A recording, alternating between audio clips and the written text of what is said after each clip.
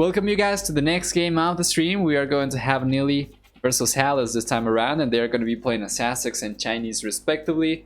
Starting with Nili's civilization, he's going to have 50 extra gold at the beginning of the game, and his villagers are going to be able to carry 5 extra resources per trip too. On top of that, they will also have 15% faster training military units, except for monks, but monks are going to get 5 extra HP for each monastery technology that you research. And for the team bonus, Aztecs are going to have 33% faster gold income from relics.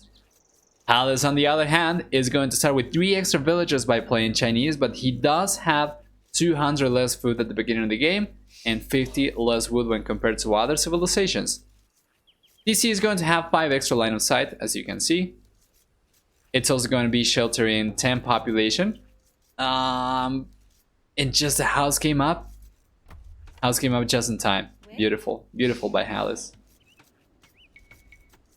On top of that, they will also have 10, 15, and 20% cheaper technologies in the feudal, castle, and imperial age. This does not include further ages though, which means that in the castle age you're not going to have a 15% discount over the imperial age research.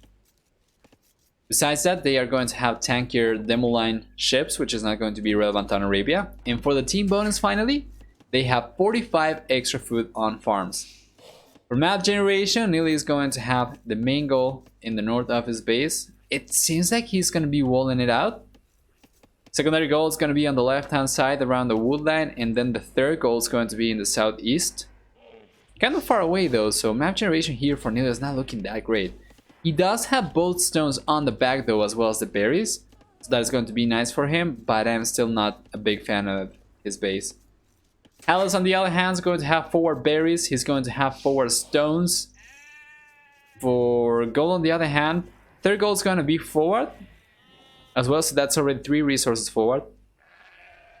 Secondary goal is going to be to the south of his base, and if he goes for walls from here to here, and then from here towards the edge of the map, he might be able to secure this.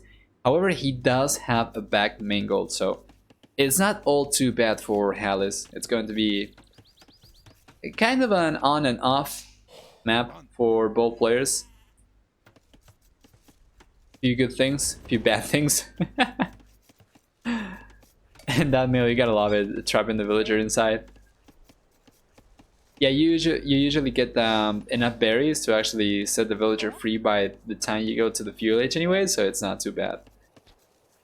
In any case, this particular matchup, I'm gonna be liking Chinese a lot more. Usually, American civilizations are going to be fantastic against any type of archery civilization, as they are going to have access to eagle line units, which are going to be very tanky, and they're going to have a lot of pierce armor. Once you go for chain mail armor in the castle age, you get 5 pierce armor with eagle warriors, which makes crossbows borderline useless. However, Chinese are going to have, first of all, a very open tech tree, extremely versatile. But they're also going to have a very strong unique unit that is actually going to be very good against anti-archery damage units, right? So something like Huskars, something like Malian infantry units, like Eagle Warriors. Not too bad. Oh, Hallis is gonna be struggling here a little bit though. Got blocked by the zebra, and Nili really trying to volley scout out of pushing the zebras. But yeah. The thing is, it's going to be kind of expensive though to get the 2 canoes. So until we get to that point, not everything is going to be said and done. Definitely not if you take into account the fact that Nili can get into Eagle Warriors just by going for barracks. So I feel like Hallis is going to have a rough time during the early to mid game. Then if he gets to the late game with a decent economy, he should be able to hold on and even push Nili back. Surely Liam Neeson is close to my accent. I think all of his movies I have seen only dubbed, so I'm actually going to have to Google that. Probably an interview or something. Militia's already coming forward from Nili, and Hallis should be expecting this already. He's going to get the stable up, which is quite common for Chinese to get into in the fuel age. But Hallis is not going for quick walls though. He's going to get pushed away by militias over here. However, Nili is going to be taking too much damage from the militias over there, and one villager is going to get saved with 1 HP only. Hallis ends up taking 2 militias from Nili for free. He's probably going to end up taking that Eagle Scout if Nili is not careful, but Nili is going to react this. Alright, appreciate it, man. Appreciate it. I'm curious about it. Liam Vietnamese. What? Yes, Nili should be getting cleaned up now.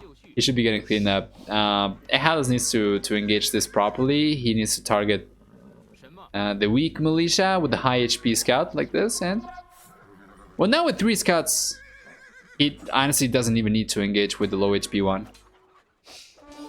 But yeah, man, well played. Hallis is going to pull that one away. He's going to end up taking all of Nili's units without taking a single loss.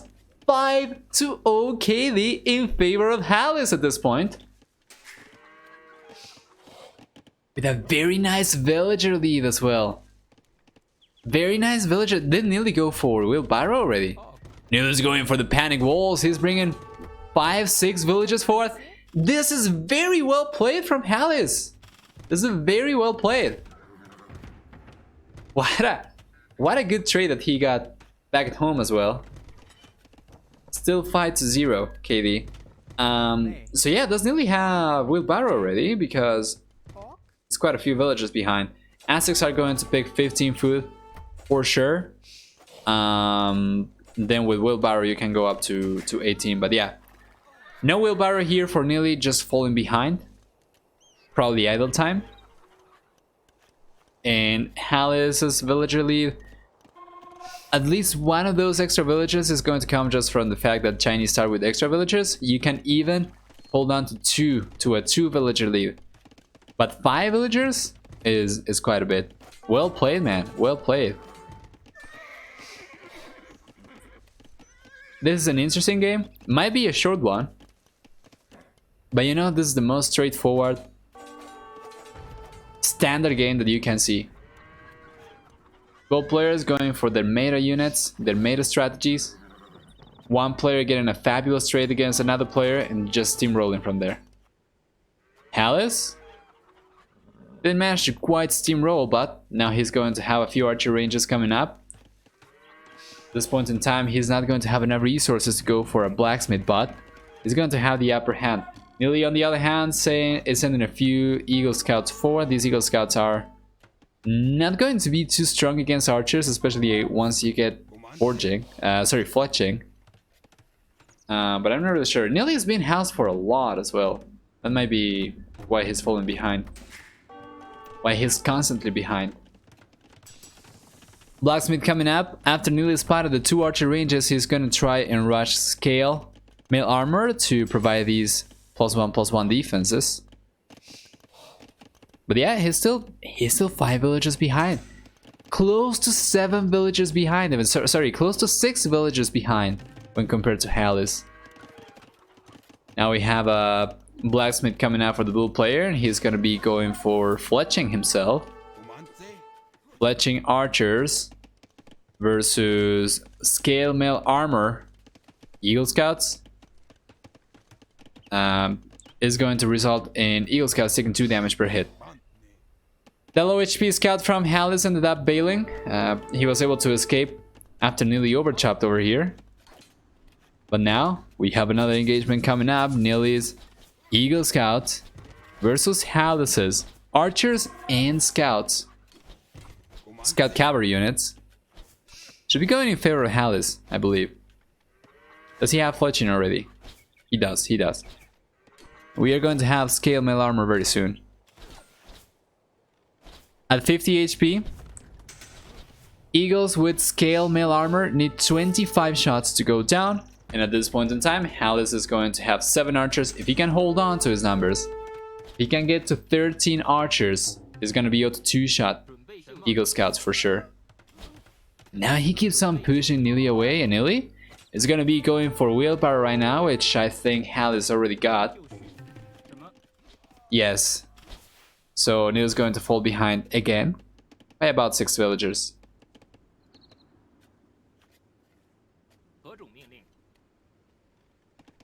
Overall, things are looking a lot better for the bull player. We are going to have a much faster castle age time. He clicked up to the castle age in about 18 minutes when going for minotaurs into archers. This is a nuts player, man. What a crazy player. Nili, on the other hand, is probably not going to be able to click out to the castle age as fast. So he's getting the market up so that he can balance his economy a little bit. And he buys 100 food. He should be able to go up. He already has the blacksmith over here. So it's only a matter of buying food and clicking up. He's not going for it. What's going on, Nili? He didn't want to buy the food? I think he delayed himself a little bit too much over here. He's going up about 45% behind Hallis, and Hallis is going to have soon enough archers so that when he upgrades these to crossbowmen with Bodkin arrow, he's going to be able to one-shot the Eagle Scouts for sure. And he's going to have the bloodline still, sorry, the stable still up, going for bloodline. So we are going to see knights and crossbows. This is a very meta game going in favor of Hallis. This is very interesting. This is probably the closest you are going to get to seeing, I don't know, like 1500, 1600 strats, but executed at the highest level, right? Or at a higher level. This is what you should be aiming for when going for minotaurs into archers. This is what you should be aiming for when going for minotaurs into Eagle Scouts. This kind of performance, it's nuts. Castle Age now is going to finish researching for Nili eventually, but we are going to have already crossbowmen and Bodkin arrow. Unfortunately, Hallis is not going to be able to trap these units around here, so Nili is very likely to get away from here unscratched. Some knights on the way for the bull player, who got a second stable up. It's going to allow him to go full aggro versus Nili. 1 TC only. At this point in time, he has enough resources to go for a second TC, but he could potentially go for more military units if he wanted to and try to just steamroll this by sheer numbers. However, Nili is going to be trying to do that too. He doesn't really have enough resources to go for a second TC, as he spent 125 stone on a tower. But he will still be sticking to 1 TC only, I think. And we have 3 barracks, so he's going to keep on going for more Eagle Scouts. They are about to become Eagle Warriors too, and we have Arson and Squires coming out, while Hallis is going to be researching ballistics right now. Eagles are going to be a lot better against crossbows. But we are going to have knights over here from Hallis too. The thing is he going to have enough numbers? That is the question. Hallis at this point in time is not producing enough knights. He's gonna have to repair this. But he opened it! He opened it! This could be awful for Hallis. Now, Nili's going to be in. Man, mistakes can happen at any level, and he didn't lock the gate. 9 Eagle Warriors inside your economy could be bad news. Do you think this was a trap from Hallis? Because he's going to have 2 knights over here. He's going to be cleaning that up.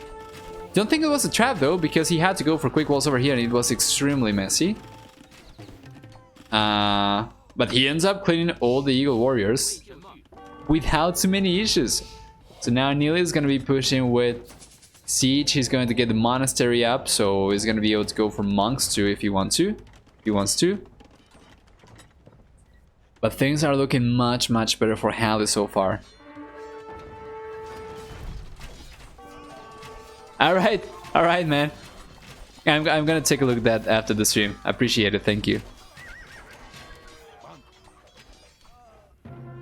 GG, alright.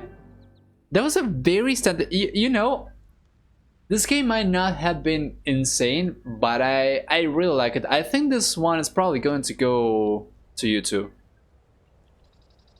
What do you think? This is like a very standard strategy from both players, but execution was pristine for Hallis. Like, this is what mid to high elo players should be aiming for. What Hallis did in this game was just execution of his strategy. Was almost perfect.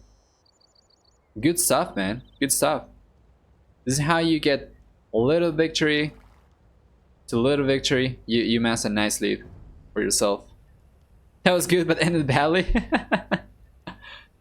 Indeed, indeed. Well, take a look at that KD, man. Take a look at that KD. It's nuts. It's going to be 8-1 in favor of Hallis. Largest army, 25-18, is going to be about, what is that, like 3-2 almost ratio. And good stuff, man. Food, wood collection, higher for Hallis. Nili managed to collect more gold. People and castle age times, much faster for Hallis. Very, very nice execution of his strategy. Well played. 100% deserved. Let's go back.